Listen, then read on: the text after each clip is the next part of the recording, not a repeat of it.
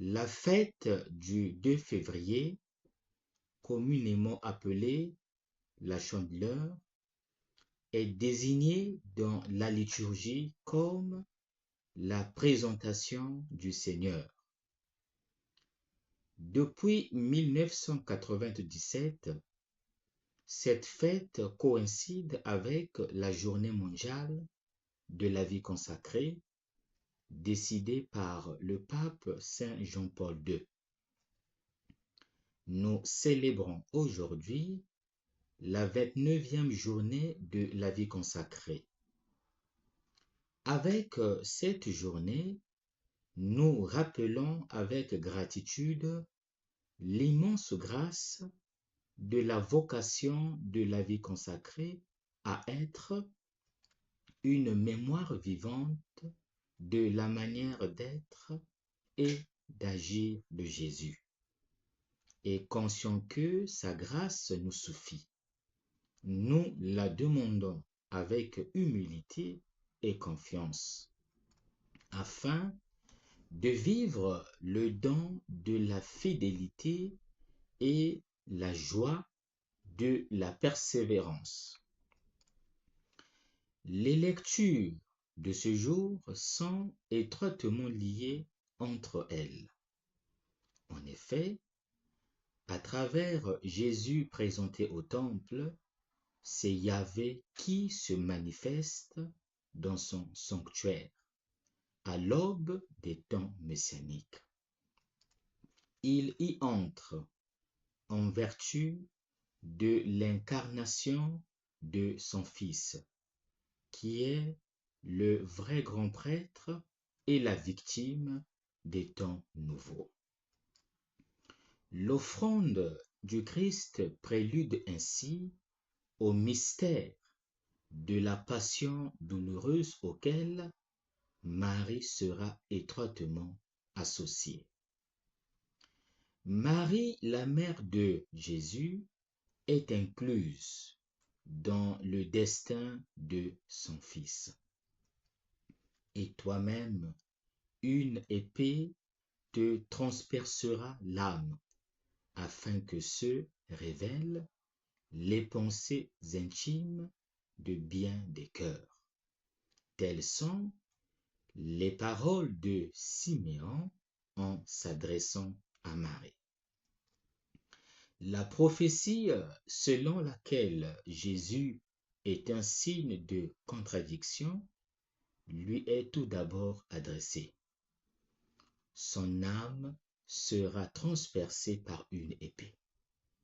Elle souffrira de douleur dans son âme à cause des hostilités contre Jésus. Marie est la mère douloureuse qui est aux côtés du crucifié. La croix n'est pas encore mentionnée, mais elle est la conséquence ultime de la contradiction. La contradiction que Jésus rencontre et la douleur que Marie subit sont voulues par Dieu pour que les pensées de nombreuses personnes soient révélées. La décision à prendre devant le signe qu'est Jésus dévoile les profondeurs cachées de l'esprit humain. À travers Jésus, qui est lié à Marie, c'est une condamnation de l'humanité qui est formulée. Voici la raison de cette condamnation. La lumière est venue dans le monde, et les hommes ont préféré les ténèbres à la lumière, parce que leurs œuvres étaient mauvaises. Jean chapitre 3, verset 19. Si le Fils incarné est un signe de contradiction, le crucifié le sera encore plus. Marie La mère qui l'a conçu comme un homme dans la mesure où elle est capable de souffrir, souffre avec lui à cause de la contradiction. Or, le signe de la contradiction est exactement le lien qui l'unit à elle. La pierre d'achoppement, c'est l'humanité de Jésus. Marie et Jésus ne peuvent être séparés. Cette inséparabilité se poursuit aujourd'hui entre l'Église et Jésus. Tous deux sont le signe de la décision, la révélation de ce qui se passe au plus profond de chaque homme, qu'il se tourne vers Dieu ou qu'il s'en détourne, qu'il soit un homme obéissant ou désobéissant. Quel est l'enseignement à retenir? Aujourd'hui, c'est la fête de la présentation du Seigneur au temple. Une fête comme celle-ci, si riche en messages spirituels, ne doit pas se perdre dans des détails secondaires ou moins significatifs, mais plutôt se concentrer sur les motifs sous-jacents qui s'articulent autour du récit évangélique. Il se passe quelque chose dans le temple qui ne se limite pas à l'accomplissement de la loi. La divinité du Messie qui s'est unie à l'humanité dans le sein de la Vierge Marie avait déjà fait son entrée dans le nouveau sanctuaire de son corps. Il entre maintenant dans le temple de Jérusalem pour annoncer que la présence du Dieu saint et sauveur atteint sa plénitude dans le temple de sa personne, ce qui lui permettra d'être à la fois prêtre et victime. La fête de la présentation du Seigneur au temple s'inscrit dans le dynamisme de l'incarnation. La présentation dans le temple est l'offertoire du sacrifice fait sur l'autel de la croix. La liturgie byzantine ajoute que dans le sanctuaire, Marie offre le sein au sacrificateur.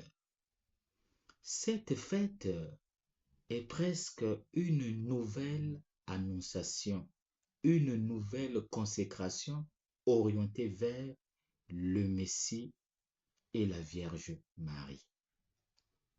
Que devons-nous faire?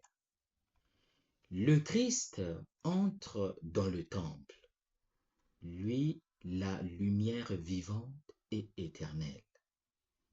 Nous tous qui célébrons et vénérons avec une participation intime le mystère de la rencontre du Seigneur, courons et mobilisons-nous dans la ferveur de l'esprit pour aller à sa rencontre. Que personne ne se dérobe, que personne ne refuse de porter son flambeau, que personne ne soit exclu de cette splendeur, que personne ne s'obstine à rester plongé dans les ténèbres, mais avançons tous, rayonnants et illuminés vers lui. Recevons en exultant dans nos âmes avec avec le vieux Siméon, la lumière flamboyante et éternelle. Aujourd'hui, c'est aussi la fête de la vie consacrée. Pour réfléchir aujourd'hui sur la vocation de la vie consacrée, permettez-moi d'utiliser une image simple et quotidienne.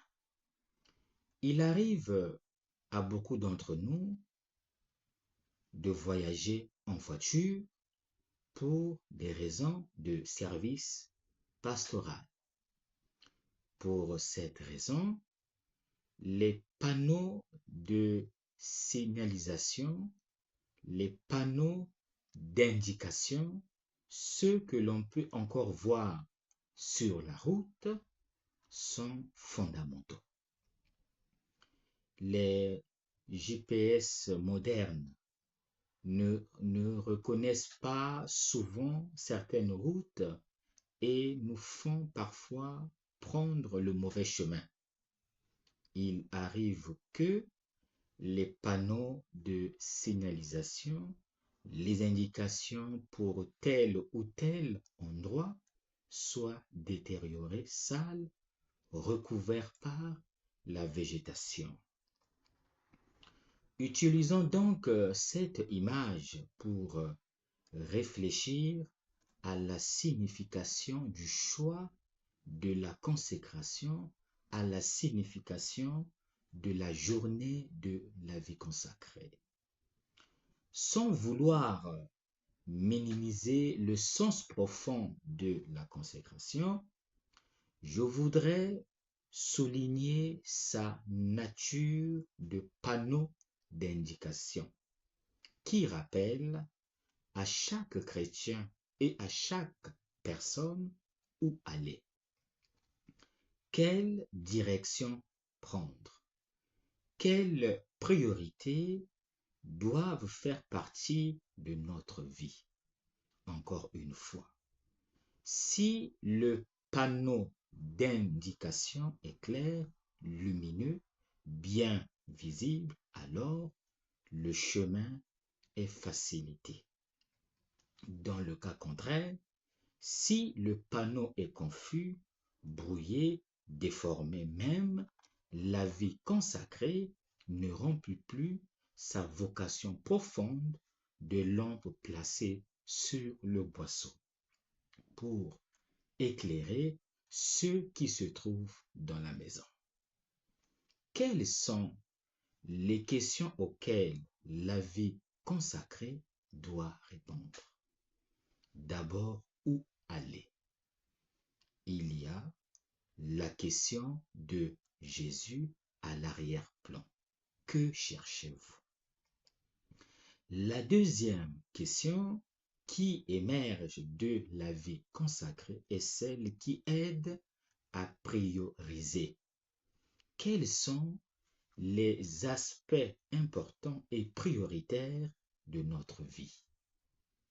Et enfin, la question que peut-être beaucoup veulent poser aux religieux: comment l'évangile a-t-il changé votre vie?